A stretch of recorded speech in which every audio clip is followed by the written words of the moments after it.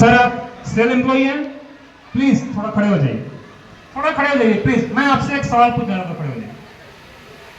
आपने एससी के रिजर्वेशन पे सेल पे नौकरी पाई, सबसे पहले तो मैं धन्यवाद देना चाहूंगा कि हमारा पान समाज का व्यक्ति सेल का एम्प्लॉई है। बहुत बड़ी बात है, गर्व की बात है। अब मैं आपसे जो सवाल पूछना चाहता हूं, जरा ध्यान से जवाब दीजिएगा। आपने अपना लाइफ सिक्योर कर लिया,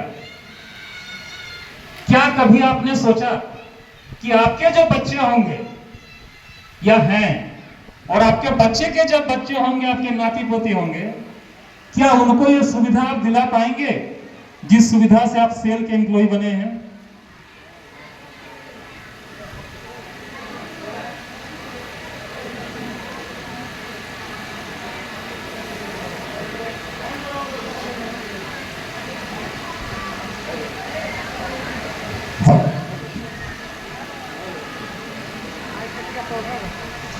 हेलो हेलो हेलो।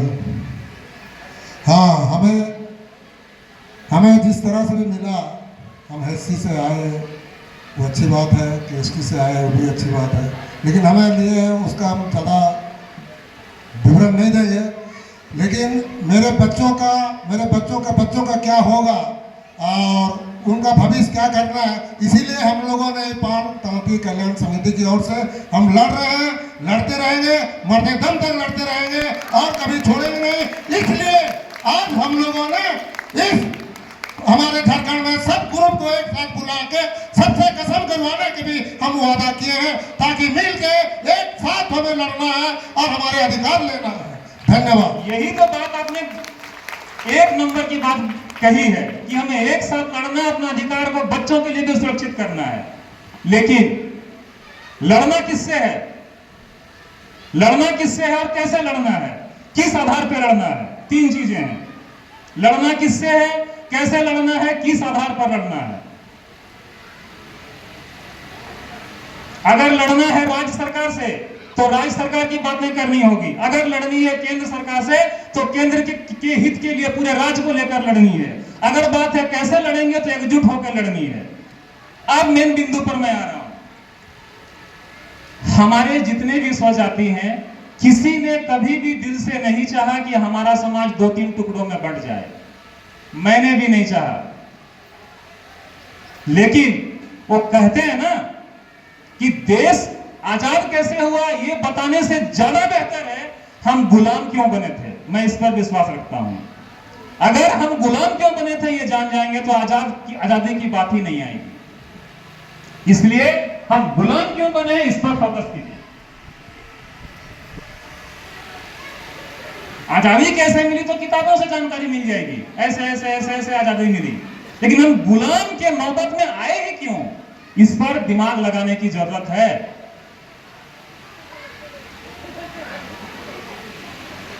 हमें ये एक आप लोगों ने मौका दिया है कि एक मंच पर हम लोग आए हैं।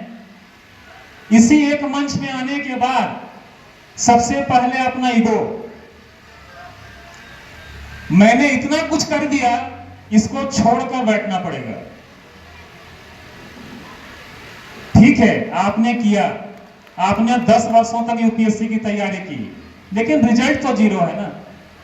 अगर 0 है तो उस लड़के को भी बोलना पड़ेगा, पापा मुझसे यूपीएससी नहीं होगा, अब मैं कोई दूसरे लाइन में जाऊंगा, या आप मुझे सजेस्ट करें, मार्गदर्शन करें कि मैं क्या करूं। यहां तो यह भी नहीं है ना। वो लड़का अपने माता पिता से बोलता है कि मुझसे हो नहीं रहा है, आप निर्देश दें कि मुझे किस लाइन में जाना है, ये भी कोई कहने वाला है नहीं। केवल एक स्टेज में बैठ जाने से एक नहीं होता है। एक होने के लिए दिल से एक मन होना चाहिए। जब एक मन से दिल से एक मन से बैठेंगे ना तो वो बातें खुलेंगी कि तुमने किस सब्जेक्ट में कम नंबर लाया, क्यों कम लाया, तुम्हें ये चैप्टर पढ़ना चाहिए था, वो कोचिंग ज्वाइन करना चाहिए था, ऐसा प्रिपरेशन करना चाहिए था, तो पास आउट हो जाते। बात तब आएगी, बात तब खुलेगी। क्योंकि यहाँ जितने मेरे स्वजाति भाई बंधु बैठे हैं, मैं मंच से दावे के साथ कह सकता हूं 90% लोगों को कुछ नहीं पता कि क्या हुआ। अगर ये गलत है तो आप खड़े होकर बोल दीजिए। 90 मोर देन 50% लोगों को नहीं पता है कि आज तक 20 वर्षों में हुआ क्या है। आज तक 20 वर्षों में हुआ क्या है किसी को नहीं मालूम, सिर्फ इक्का दुक्का लोगों को मालूम था। वही इक्का दुक्का प्रचलन को कोल्हान प्रमंडल प्रांत समाज खत्म करके एक एक लोगों को बताया है। ये बताया है कि नहीं बताया? आज कोल्हान प्रमंडल प्रांत समाज कल्याण समिति की वजह से 50% लोगों ने जाना है कि हम फंसे कहां हैं और क्यों फंसे हैं, उसका समाधान क्या हो सकता है। सबकी अलग अलग राय होगी, सबके अलग अलग विचार होंगे, जो मार्गदर्शन हमारे वरीय प्राधिकारियों का आएगा उसके हिसाब से बढ़ेंगे, लेकिन जानकारी देने का काम कोल्हान प्रमंडल प्रांत समाज कल्याण समिति ने किया है। इसलिए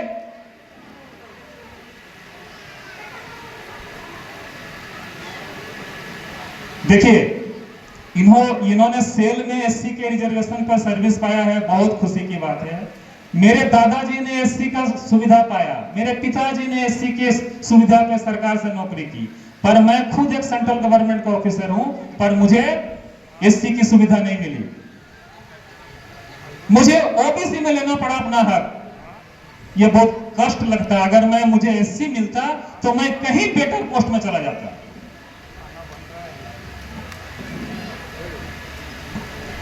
आरक्षण का मुद्दा बहुत गंभीर है, और गंभीर इसलिए भी है क्योंकि हम लोग अपने आने वाले पीढ़ी का लाइफ सिक्योर नहीं कर पा रहे हैं। और ऐसा नहीं कि हम लोग गलत मांग कर रहे हैं, ऐसा नहीं कि हम लोग असंवैधानिक मांग कर रहे हैं, ऐसा नहीं कि जो मन में आया सो कर राजनीति कर रहे हैं। राजनीति तो ऐसे लोग करते हैं जिसके 10 उंगली में कम से कम 8 अंगूठी हो, बीच में एक गोल्डन का चेन हो, थोड़ी मूछें हो, हैवी हो, मोटा हो, थोड़े एसयूवी गाड़ी में चले, वो राजनीति करते हैं। हम लोग तो ऐसे हैं कि जोर से हवा आने से गिर जाएंगे। हम लोग तो ऐसे हैं कि अगर आंधी चले तो गिर जाएंगे। हम लोग में राजनीति नहीं करते हैं। हम लोग राजनीति के लिए यहाँ नहीं आए, राजनीति ना कभी किया ना करते हैं। समाज की पीड़ा को देखने समझने के बाद तकलीफ होता है कि आज मेरा दादाजी से अधिकार छीन लिया, मेरे पिताजी से छीन लिया, कल को मेरा बेटा तो ओबीसी के लायक भी नहीं रहेगा। इसके लिए लड़ने की जरूरत है, इसके लिए एकजुट होने की जरूरत है, इसके लिए एक मंच पर आकर लड़ने की जरूरत है। ये मिलन समारोह आज भी हुआ, अगले साल भी होगा, हर साल होगा, इसका भी एक मायने है। मिलन समारोह के बहाने कम से कम लोग दूसरे को जानते हैं, पहचानते हैं, एक दूसरे से परिचित होते हैं। शादी ब्याह देखा देखी, कम से कम ये जरूरी है कि हम लोग एक साथ बैठे, लोगों को जाने, लोगों को पहचाने। लेकिन ये सब करते हुए भी जो हमारा मेन मकसद है, अपने आने वाले पीढ़ी के लिए अपना संवैधानिक अधिकार को दिला के रहना। आज इतने वर्षों के बाद लोग हम लोग से पूछते हैं कि आप लोगों ने क्या किया इतने साल से राजनीति करके। कभी झारखंड मुक्ति मोर्चा जिंदाबाद, कभी भारतीय जनता पार्टी जिंदाबाद। क्या हुआ? नो डाउट आने वाला जो हमारा बच्चा लोग का उम्र होगा ना 20 साल, मेरा बेटा हमसे ही पूछेगा, बाप तुम क्या किया 20 साल में, हमसे पूछेगा। और किससे पूछे या ना पूछे। आप तो पापा डेली जाते थे समाज का काम से, कभी गुआ, कभी कहां, क्या हुआ? देखिए हमको फॉर्म भरना पड़ रहा है जनरल में, मेरा बेटा हमसे पूछेगा। यह गंभीर विषय है, अति गंभीर विषय है। इसलिए अति गंभीर विषय है क्योंकि हमारा संवैधानिक अधिकार को हम लोग ले नहीं पा रहे हैं, तो और चीज कैसे लेंगे? जो अधिकार भारत सरकार की अधिसूचना 1956 में दी गई है, उस अधिकार को हम लोग लेने में सक्षम नहीं हो पा रहे हैं, तो ऐसे चीज को क्या ले पाएंगे? इसलिए इस चीज को सार्थक रूप देने के लिए सभी को एक मंच में बैठ के अपना आपसी द्वेष, अपना ईगो, सबसे पहला अपना ईगो और पद की मोहमाया को छोड़ के बैठना पड़ेगा, और उस बिंदुओं पर चर्चा करना पड़ेगा जिस बिंदु की वजह से हमें ये जानकारी मिली कि हम कैसे आगे बढ़ेंगे तो कुछ कर सकते हैं। क्योंकि गलती एक बार होती है इंसान से गलती एक बार होती है। अगर उसी गलती को दोबारा दोहराया जाए तो उसे गलती नहीं कहते हैं, उसे क्या कहते हैं? उसे कहते हैं धोखा देना।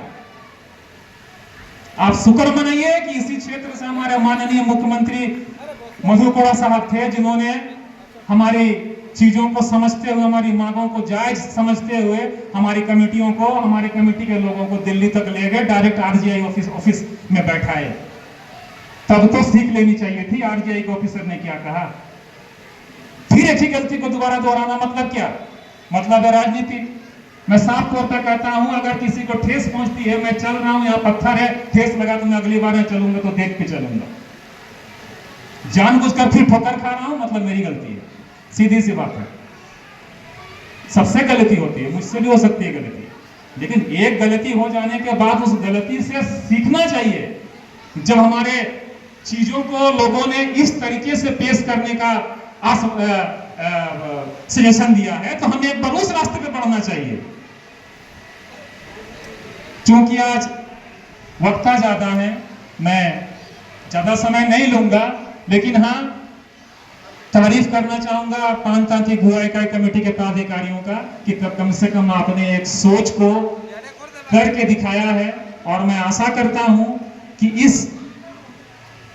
बैठक या इस सम्मेलन के बाद समाज के लोगों में अगर दिल में थोड़ा भी मेरी बातों को लगा होगा कि नहीं, लड़का बहुत बड़ा बड़ा आरोप वाला बात बोल दिया, तो मैं हाथ जोड़ता हूं, मेरे आरोप को ही दिल में लगा के बैठ जाइए एक साथ। मेरे आरोप को ही आप दिल में लगा के एक साथ बैठ जाइए, समझ में आ जाएगा कि हम लोगों को कैसे लड़ना है, कैसे मुकाम हासिल करना है। और ये अगर इस कार्यक्रम में इसके बाद अगर होता है तो ये कार्यक्रम की सफलता मानी जाएगी, सार्थकता मानी जाएगी। तब मुझे लगेगा नहीं, गुआ वालों ने जो किया, सचमुच आज हम उस मुकाम पे पहुंचे हैं तो इसका चिंगारी गुआ की इसी पवित्र जगह से लगाया गया है।